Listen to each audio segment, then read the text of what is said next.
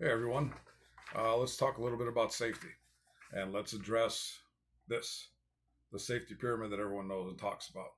How all these little unsafe problems and accidents and occurrences lead to one major fatality or something towards the end. I'm not going to debate the numbers because that's not my thing. I'm not going to debate how accurate it may or may not be, but we are all pretty well aware that a bunch of small accidents, injuries, near misses, whatever, eventually lead to some major event along the way. It's been fairly proven. So, agree with it or disagree with it, it's probably true. So, let's talk about that pyramid in reverse. And that is this right here, one unsafe act. And I will use the example of using dry, clean leather gloves to perform live secondary voltage work. Right or wrong, when I came out in the field, we had 12 kV rubber gloves for doing all work.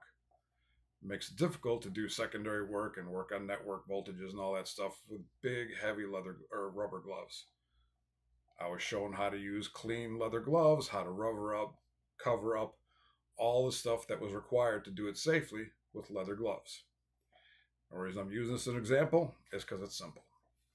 So, somewhere along the way, I complete that one unsafe act.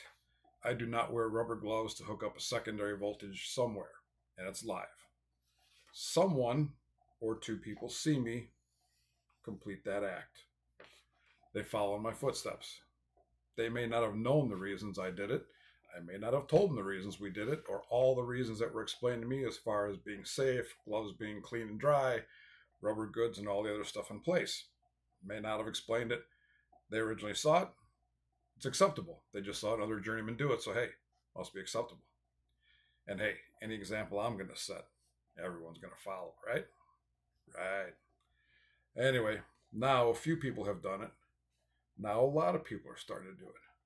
This is now becoming an acceptable practice because one person saw it or two people saw it, and like the old commercial goes, and they tell two friends, and they tell two friends, and so on, and so on, and so on. Takes us to the point where this one unsafe act suddenly becomes an acceptable standard. That's where the danger lies. And this is something that has happened and probably still continues to happen because as people, we would rather push that easy button. Like I've said before, cold, rainy day, snow, muddy pit, whatever, we want to get out of there. It's easy to do the easy button because that's how humans are wired. There's no way around that. So now one unsafe act has become an acceptable standard. I take one unsafe act, it's an acceptable standard. I put it on that pyramid. Suddenly, we've got a lot of unsafe acts that are leading to the very bottom of that pyramid. Now, this is not done intentionally, but it happens. We do the unsafe thing because it's simple.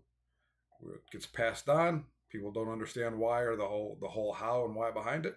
They follow it and they keep going, going, going, going. Next thing you know, it's acceptable everywhere. It may violate safety rules, but hey, let's be honest. If there's not a safety guy watching us every second of every day, some people are very willing to take risks. It's part of life. Like I said, it's the easy button. Those bad days, we all want them to end. So when you think about that one unsafe act, think of what it can lead to. Think of how that one unsafe act ties right to the bottom of that pyramid. Think before you do it, give it some thought, question it. And if you're a journeyman and you've been around a long time and someone questions you about it, don't be mad. Accept the question, and maybe some younger guy who's got some newer training or has the questioning attitude may save you from injury, may save that one act from becoming an accepted standard that can lead to future injuries. So give that some thought. Talk to y'all later.